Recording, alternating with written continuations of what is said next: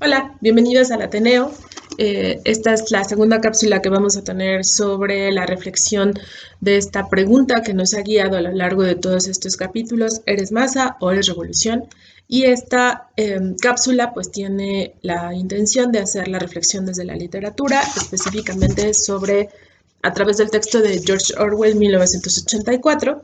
En la cápsula pasada vimos algunos datos importantes referentes a la obra, incluso dimos como el argumento, eh, solamente para recapitular algunos puntos importantes de lo que vimos en la cápsula pasada, si es que no has tenido la oportunidad de verla.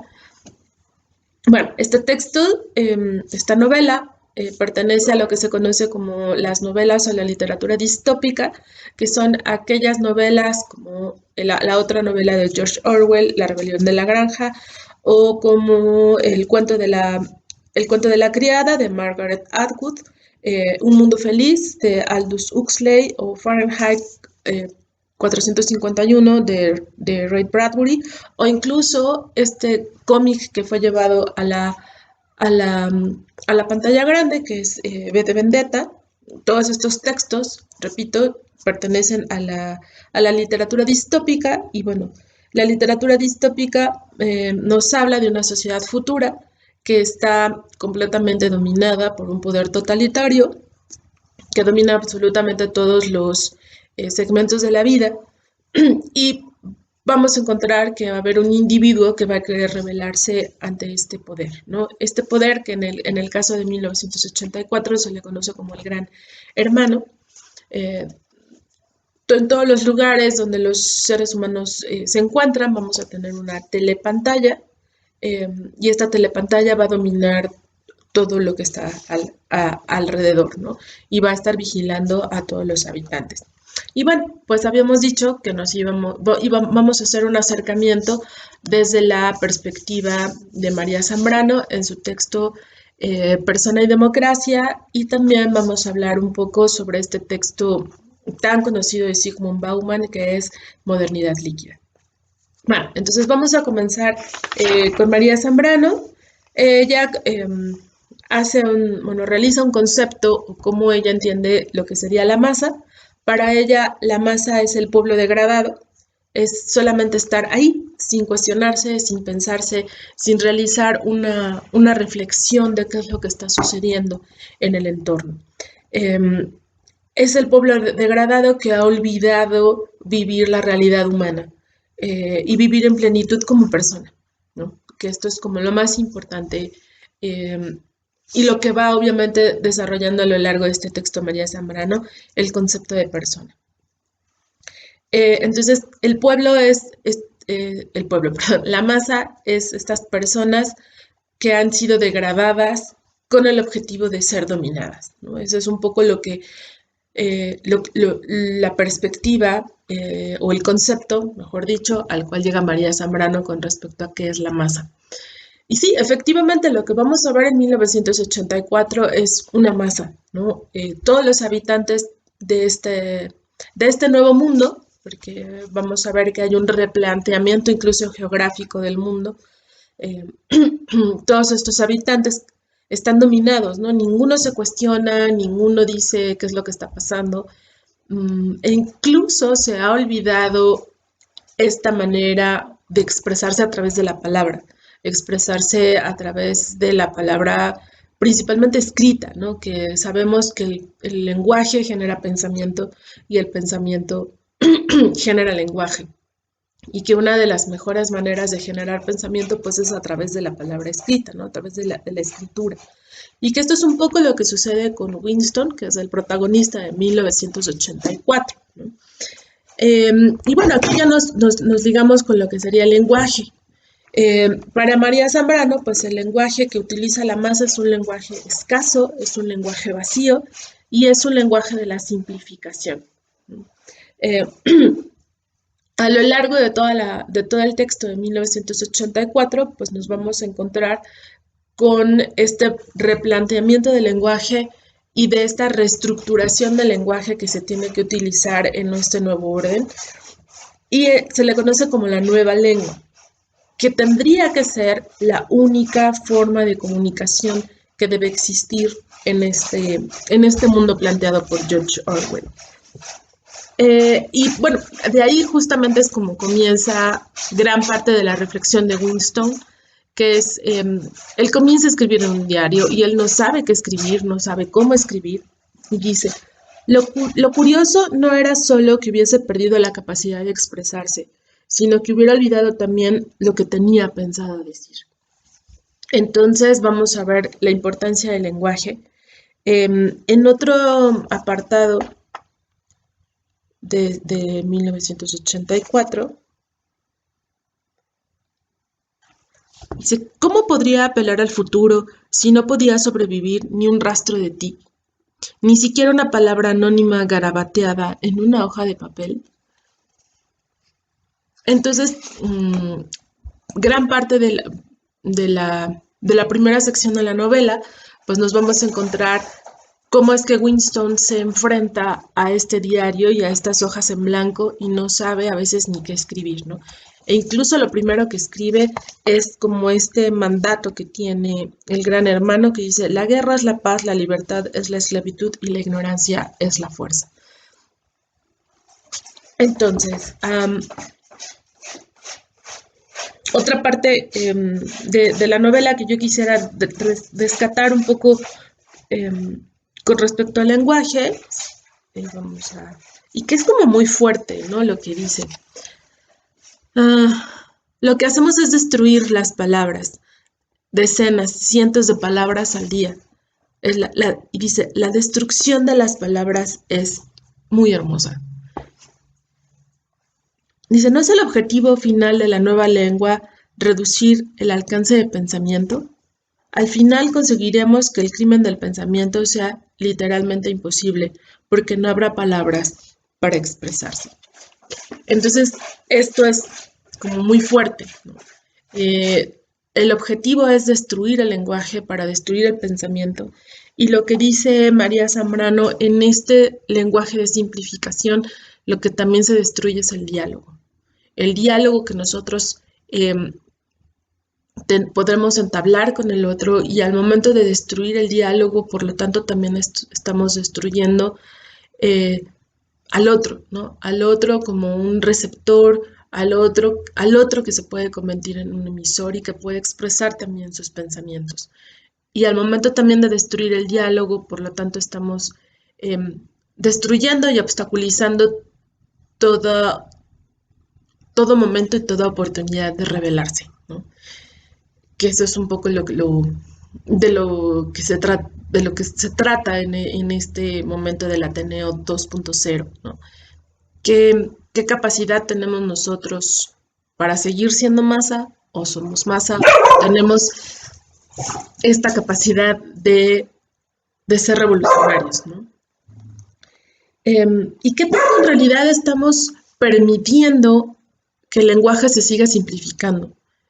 ¿Qué tanto nuestro lenguaje es tan simple, tan vacío, que no somos capaces de entablar un diálogo? Entonces yo creo que desde ahí tendríamos que comenzar a cuestionarnos si somos masa, a partir obviamente de lo que está planteando María Zambrano. ¿Qué es lo que nos convierte en masa? También es una reflexión que vamos a encontrar en George Orwell en 1984. Y aquí él se plantea, bueno, tendremos que preguntarnos, ¿quién es el gran hermano? ¿Quién es este gran hermano, gran ojo que nos domina, que nos ve en todos los ámbitos de nuestra vida? Aquí se habla del capitalismo, pero también podríamos hablar, obviamente, del Internet, ¿no? El Internet como este instrumento del capitalismo a través del cual nos dominan y nos pueden convertir en masa. Para ir cerrando un poco esta primera parte de la cápsula, la otra parte es un poco más pequeña. Pareciera ser que que estamos como predestinados, ¿no? Que no podemos salir de ser masa, salir de este poder totalitario que nos plantea George Orwell, porque repito, Winston pareciera que en algún momento lo logra, pero finalmente se da cuenta que esta rebelión o este grupo de rebeldes aún son parte del sistema. Mm, Por ahí hay un conjunto de personas o una parte de esta sociedad que no pertenece tanto al sistema, que se le conoce como los proles, así como se les domina, se les denomina los proles. Y en algún momento Winston le dice a Julia, los proles son humanos, nosotros, dice los proles, aquí lo noté, los proles siguen siendo humanos, nosotros no. Entonces, al momento de decir que los proles siguen siendo humanos, él está asumiendo que son parte, que ellos ya son parte de la masa, repito un poco desde la perspectiva de María Zambrano. Dice, la libertad consiste en poder decir que 2 y 2 son 4. Admito eso, se deduce todo lo demás. Esto es una de las anotaciones que hace Winston en su diario, porque en algún momento dice, el partido ha anunciado que 2 y 2 son 5 y habrá que creerlo. Más tarde o más temprano era inevitable que llegaran a eso. La lógica de su situación lo exigía. Su filosofía negaba tácticamente no solo la validez de la experiencia, sino también la propia existencia de la realidad. Y entonces Winston dice, la libertad consiste en poder afirmar que 2 y 2 son 4. Entonces,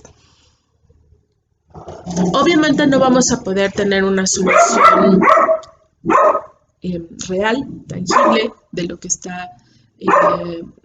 bueno, yo no voy a plantear una solución, ¿no? Yo creo que esto tendría que llevarnos a una reflexión importante.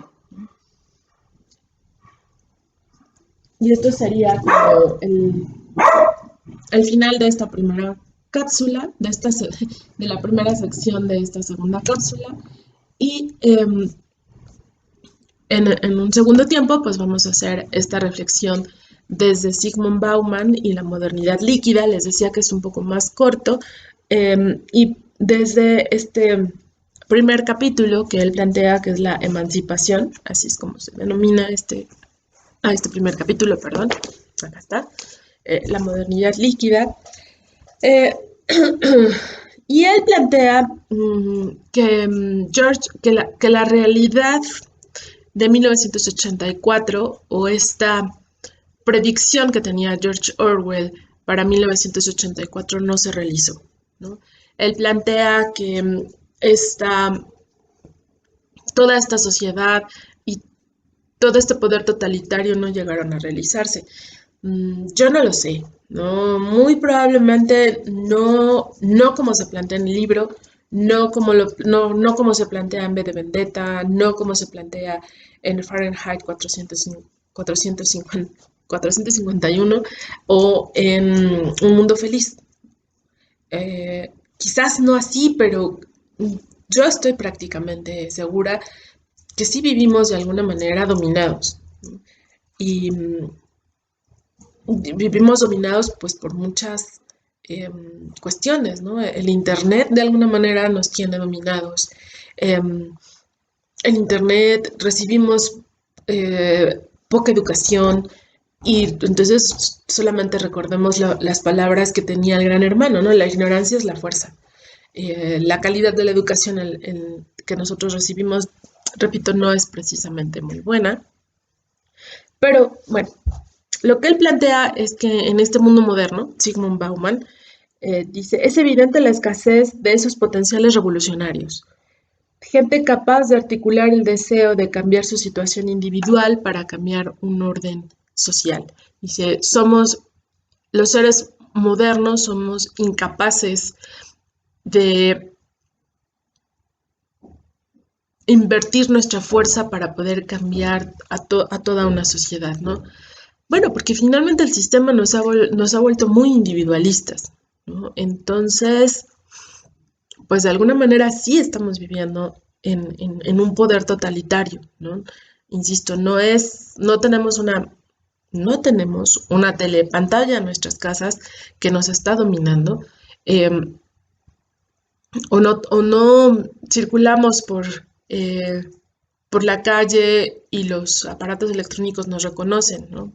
Que eso sería eh, como muy fuerte, pero de alguna manera sí lo estamos viviendo.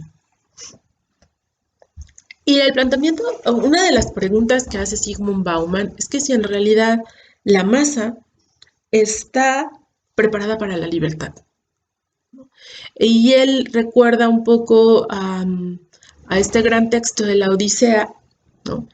Em, cuando Ulises logra eh, quitarle el encanto a uno de sus navegantes eh, y ya, porque bueno, recordemos que Circe convierte a la gran mayoría de los navegantes de Ulises, los convierte en puercos, ¿no? En cerdos. Y entonces Ulises logra quitarle el encanto a uno de sus navegantes y este navegante se enoja. Entonces, porque él estaba muy tranquilo. Entonces, a partir de esto, pues Sigmund Bauman reflexiona. La masa en realidad está preparada para recibir la libertad, ¿no? Eh, y, y, yo creo, para a mí esta pregunta se me hace como muy fuerte, ¿no? Ah, y a partir de esto, pues también tendremos que reflexionar. Llegamos, llegamos a la modernidad o lo que aparentemente es moderno, no siendo libres. Eh, Incluso podemos hablar de que la sociedad ya no existe, incluso la misma Margaret Thatcher eh, lo, lo expresó abiertamente, dice, no existe la sociedad y por lo tanto digo yo, tampoco el bien común, ¿no? Si la sociedad no existe, el bien común tampoco. Y esto yo creo que es una de las tristes conclusiones a las cuales llegamos eh, para al momento de vivir estas épocas del neoliberalismo. Repito, no estamos ante una telepantalla, pero sí estamos ante una serie de políticas económicas, y bueno, sociales y de mucho que abarcan grandes aspectos de nuestra vida y que nos tienen controlados, ¿no? Y pues bueno, aquí a partir de Bauman, pues también podríamos hacer una reflexión de que en realidad, qué tanto se murió la sociedad, qué tanto llegamos al fin de la historia, eh, porque por ahí también existe esta idea de que la historia terminó e incluso por ahí algunos dicen que la historia termina en 1984, en 1989, perdón, con la caída del muro de Berlín. Mm, y a partir de eso comienza un nuevo orden mundial, ¿no? Entonces, quizás lo que planteaba George Orwell de que esta modernidad o esta manera de totalitarismo y de controlar a la sociedad eh, iba a llegar en 1984 y quizás se, su profecía estuvo errada por 5 años, ¿no? Y bueno, a qué quiero llegar o cuál sería como mi conclusión? Como les decía en un principio, quizás mi conclusión no es como muy alentadora, pero ¿qué tanto queremos ser libres? Y en esta medida de la libertad, ¿qué tanto queremos renunciar a una serie de, de cuestiones que nos rodean en la vida para poder ser revolucionarios, ¿no?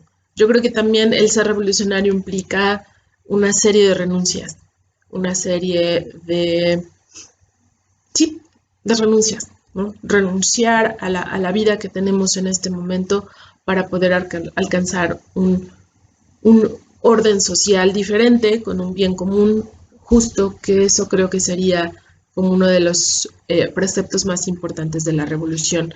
Mm, y pues bueno, con esto termino. Espero haberlos, bueno, haber abierto la curiosidad para que leyeran 1984 y pues sigamos cuestionándonos, ¿no? Si somos masa o somos revolución. Ok, chao y gracias por estar aquí en el Ateneo. Chao.